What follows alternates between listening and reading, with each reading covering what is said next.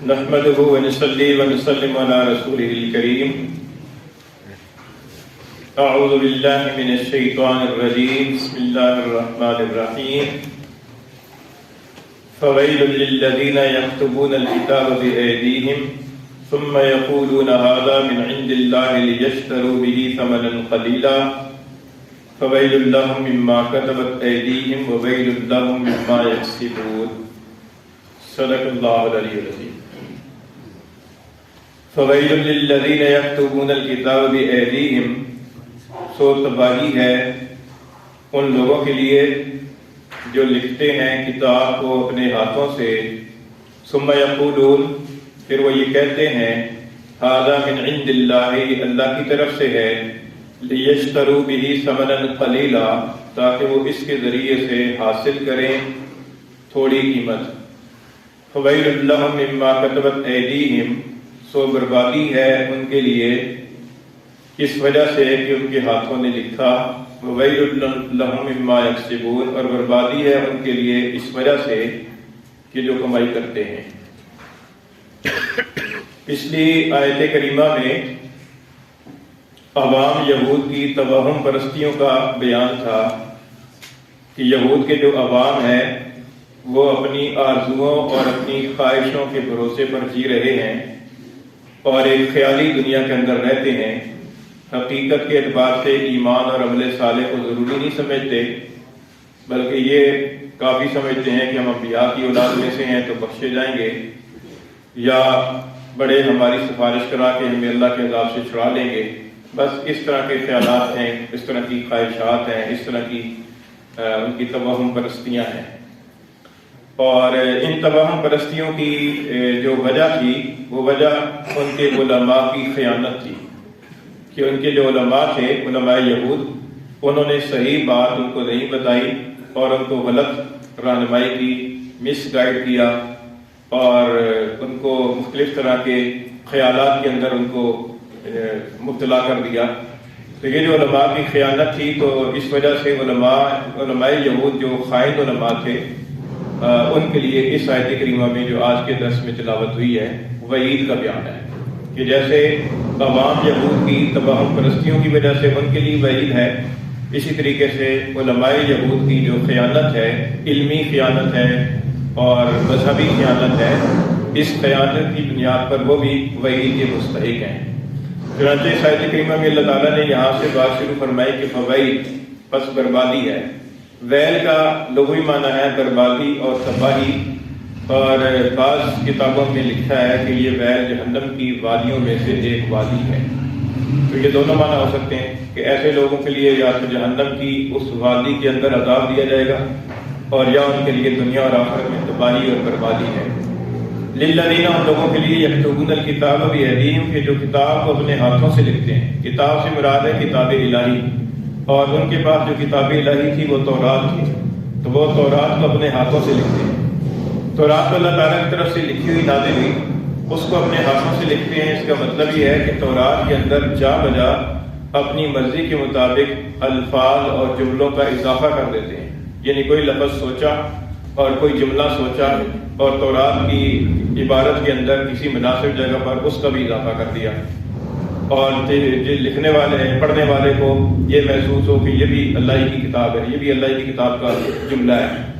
تو فرمایا کہ وہ کتاب کو لکھتے ہیں اپنے ہاتھوں سے، اور پھر یہ کہتے ہیں کہ ھذا من عند اللہ، یہ اللہ کی طرف سے.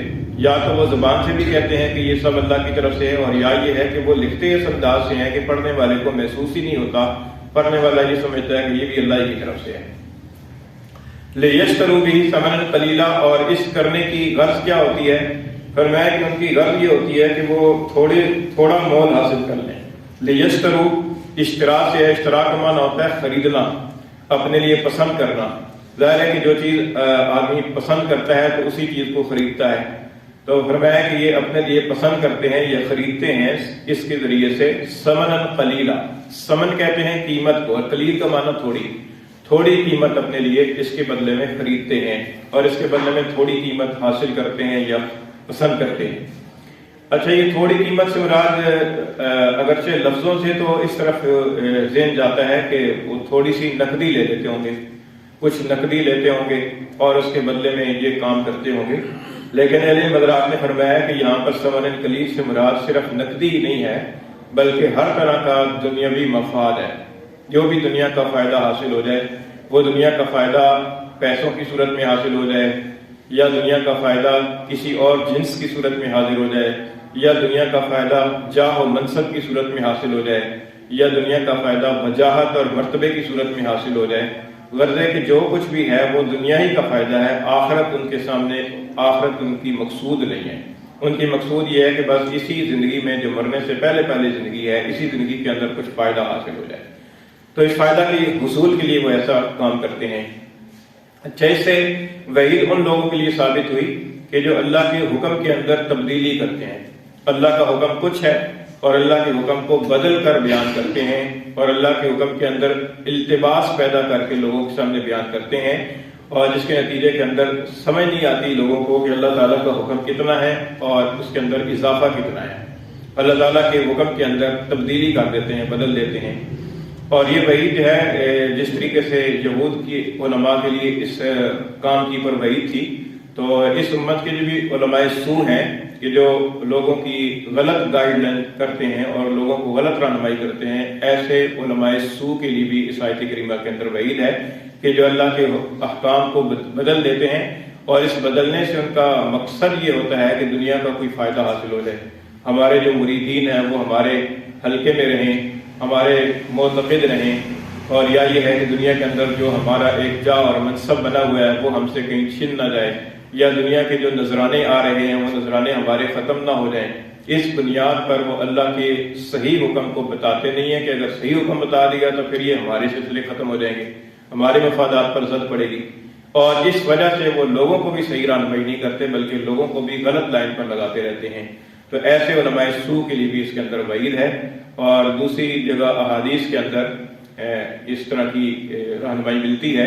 ایک حدیث شریف میں حضور اقدس صلی اللہ علیہ وسلم نے فرمایا کہ من قال فی القرآن بغیر برأیہ فلیتبوأ مقعدہ من النار، کہ جو آدمی قرآن مجید کے اندر اپنی رائے سے کچھ کہے، اپنی رائے سے کوئی تفسیر بیان کرے، تو فرمایا کہ اسے چاہیے کہ اپنا ٹھکانہ جہنم میں بنا لے۔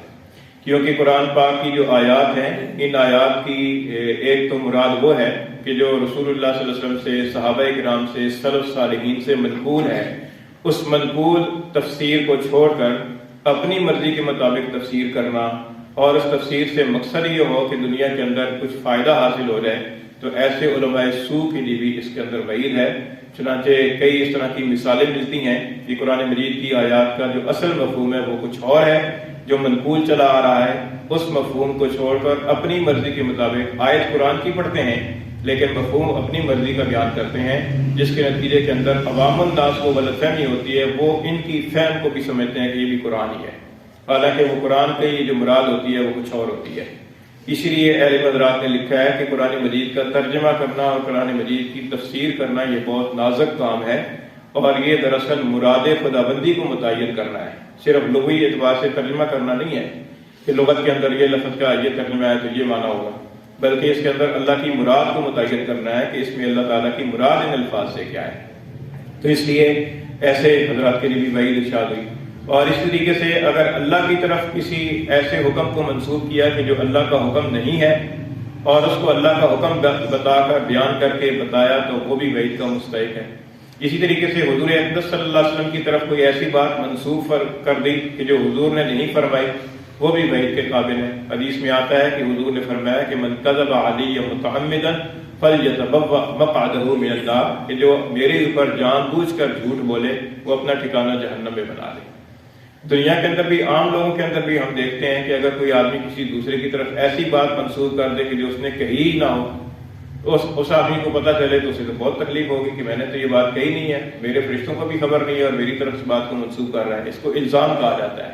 تو جب عام لوگوں کے اعتبار سے بھی الزام لگانا اور کسی کی طرف ایسی بات منسوب کرنا کہ جو اس نے نہ کہی ہو غلط بات ہے، تو اللہ کے رسول کی طرف ایسی بات منسوب کرنا کہ جو حضور نے نہیں فرمائی، کیونکہ حضور کا ارشاد تو شریعت کی بیس ہے، شریعت کی بنیاد ہے، اس کے اوپر تو شریعت کے مسائل چلتے ہیں۔ تو اگر ایسی بات کو اللہ کے رسول کی طرف منسوب کر دے گا کہ جو حضور نے نہیں فرمائی، تو یہ تو دین کے اندر تبدیلی ہوگی۔